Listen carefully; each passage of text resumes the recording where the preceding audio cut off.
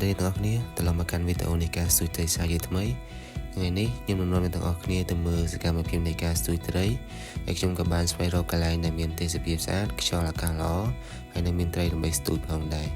ជិះចេញពីផ្ទះរយៈពេល5នាទីក៏បានរកឃើញកន្លែងមួយដែលមានទេសភាពស្អាតហើយក៏សម្រេចចិត្តថានឹងស្ទូចត្រីនៅទីនេះតែម្ដង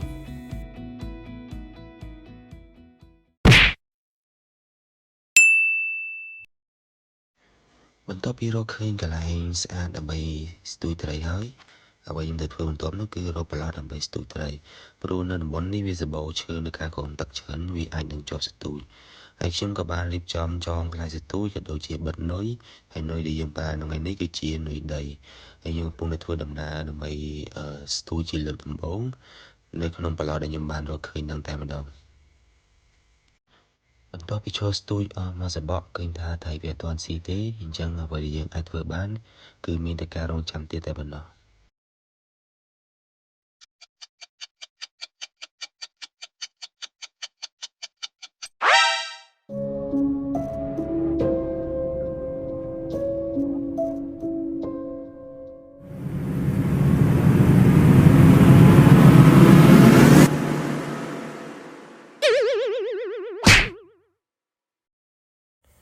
អូខេឃើញថាមិញត្រីវាបានស៊ីស្ទូចរបស់យើងហើយគាត់ថានឹងសយវាអត់ទាន់ជាប់ហើយបន្ទាប់ពីត្រីមួយដែលបានរួចនឹងមកគឺអត់មានត្រីណាស៊ីទៀតទេរហូតដល់យើងឈរចាំវាយូរមែនទែនមកចាំឡើងងុយដេកមកចាំបដាសេតបដាអត់មានត្រីណាស៊ីសោះមកស្ងាត់ជ្រាបតែម្ដងអញ្ចឹងឃើញថាប្រឡោះហ្នឹងគឺត្រីវាលែងស៊ីហើយអ្វីយើងត្រូវធ្វើនោះគឺយើងលើកវាទៅស្ទូចនៅកន្លែងថ្មីទៀតចង់មើលថាតើកន្លែងថ្មីហ្នឹងវាមានត្រីមកស៊ីស្ទូចយើងអត់តាមដានទាំងអស់គ្នាតទៅមុខទៀត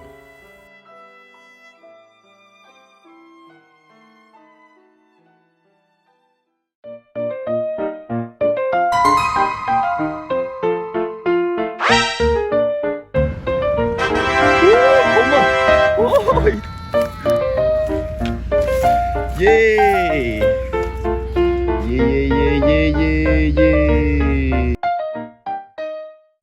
អូខេទីបំផុតការតស៊ូរបស់យើងគឺចេញលទ្ធផលបដាបដាហើយនេះគឺជាត្រីដែលបងដែលយើងស្ទូចបានហើយនេះគឺជាត្រីបន្តទៀតដែលយើងអាចស្ទូចបានហើយអាត្រីនេះគឺវាពិបាកដោះខ្លាំងមែនទែនព្រោះតែដោះមិនស្រួលទេវាមុតដៃយើងគឺដឹងតែចុកចាប់ខ្លោចផ្សាបាទនេះត្រីកញ្ចក់គឺមុតគឺចុកខ្លាំងវាដូចត្រីក្រាញ់ត្រីអីទេបាទហើយអាត្រីមួយនេះវិញបាទតំបន់ខ្ញុំគេហៅថាត្រីឆ្លាតបាទត្រីនេះគឺស្រួលដោះទេហើយនៅពេលដែលវាស៊ីគឺទាញឡើងមួយសួរនឹងគឺលិចដល់បាតតែម្ដងត្រីនឹងអត់មានធ្មង់អត់មានអីទេស្រួលដោះមែនទែនអូខេបន្ទាប់ពីធ្វើការស្ទូចត្រីអស់រយៈពេល1ម៉ោងជាងឥឡូវនេះយើងក៏ឃ្លានដែរហើយខ្ញុំក៏បានវិកខ្ចប់អាហារមួយចំនួននៅផ្ទះដែរឥឡូវនេះខ្ញុំកំពុងតែតម្លើងចង្ក្រានរបស់ខ្ញុំចង្ក្រាននេះវាទូចមែនទែនជាមួយនឹងឆ្នាំងដ៏កញ្ចាស់របស់ខ្ញុំអញ្ចឹងយើងចាប់ដើមកាច់ក្រាស់ដើម្បីធ្វើមីហិលបាទបន្ទាប់ពីញ៉ាំមីហិលហើយខ្ញុំក៏បានដើរមើលទេសភាពហើយខ្ញុំក៏បានថតនៅទេសភាពមួយចំនួនផ្សាយទាំងអស់គ្នាមើលផងដែរ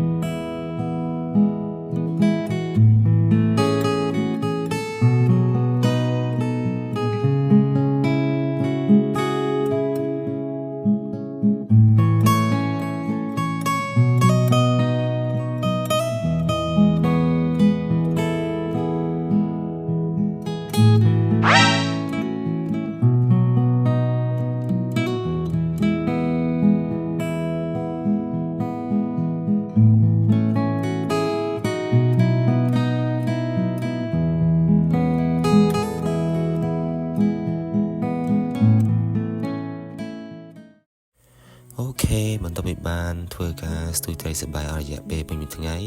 ឡូវនេះឃើញថាមេវាយើងយប់ដែរខ្ញុំក៏បានរៀបចំប្រមូលឲ្យបានរបស់ខ្ញុំដើម្បីត្រឡប់ទៅផ្ទះវិញផងដែរអញ្ចឹងឃើញថាវីដេអូនៃការស្ទួយត្រីពេញមួយថ្ងៃរបស់យើងក៏បានមកដល់ទីបញ្ចប់ដែរហើយខ្ញុំអរគុណអ្នកទាំងអស់គ្នាខ្លាំងមែនទែនដែលបានចំណាយពេលតាមដានទស្សនាវីដេអូនេះរហូតដល់ចប់បើសិនជាមានឱកាសយើងនឹងជួបគ្នាម្ដងទៀតនៅក្នុងវីដេអូក្រោយសូមអរគុណ